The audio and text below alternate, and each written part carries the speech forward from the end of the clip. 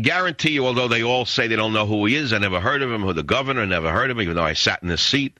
I was in his house. There's a picture of me hugging him, but that's not actually me. I thought I didn't know him, but actually I found out a picture. There was one of me. It was inadvertent.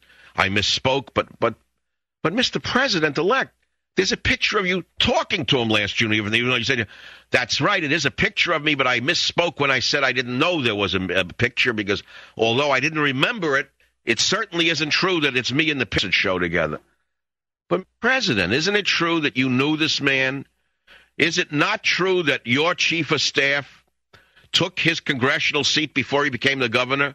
Although that is true, he doesn't remember him. Rahm Emanuel never met Blago, and there is true, they did meet once. They met in a kosher delicatessen once on the south side, but it was by accident. They brushed against each other, and the mustard fell on his foot, but they didn't actually know each other. That picture was taken by a conspirator at the Chicago Tribune who caught them bending down together, picking up what looks like a bag of some paperweight, but it was really mustard that they were reaching on the floor for when he took his seat, Obama's seat. The fact that you have to remember is that Obama has nothing to do with this. Absolutely nothing. Although he's part and parcel of the same rotten, corrupt political machine, he's different. Why is he different?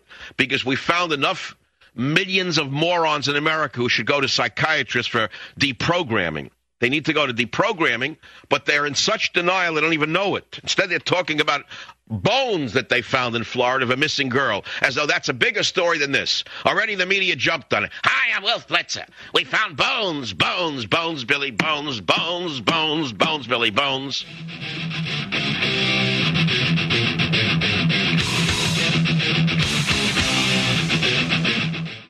Senator number 1. Senator number 5 we know is Mini-Me Jackson. Senator number 5 is Mini-Me Jackson, who says he didn't know, didn't buy it, or he deserves it, he should have it, he should be the senator, but he doesn't know how in the world they can imply he wanted to pay a penny for it, and he wouldn't pay a penny. They hope they'll elect him because although he's short, and he's related to a father who's quite controversial, known as a hijacker, to many people in America who see him as a shakedown artist. He himself is clean. He didn't follow in his father's footsteps. He had nothing to do with it. He wouldn't have paid a dime. Senator number 1 is a woman named Valerie Jarrett. Perfectly fine, wonderful woman born in Shiraz, Iran. Nothing wrong with being born in Iran. In fact, there's nothing wrong with the facts that I'm about to disclose to you. The fact that Valerie Jarrett was also, now this is an interesting fact, just a little fact that you should know, is that she was deputy chief of staff for Mayor Richard Daley in 1991. Nothing wrong with that. She's as clean as a whistle. And it's also not a problem that she hired a woman named Michelle Robinson in 1991, who was then engaged to an unknown man named Barack Obama.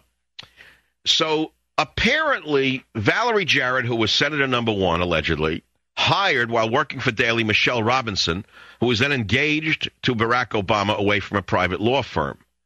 She is such a smart woman that she was chairman of the Chicago Stock Exchange. She's a brilliant woman. She serves on the boards of many companies.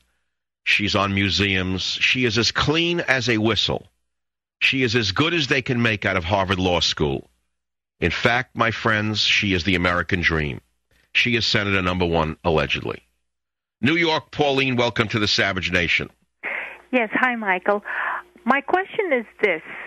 With all the surveillance tapes, if it comes out that Obama knew everything about what was going on, what happens to him then?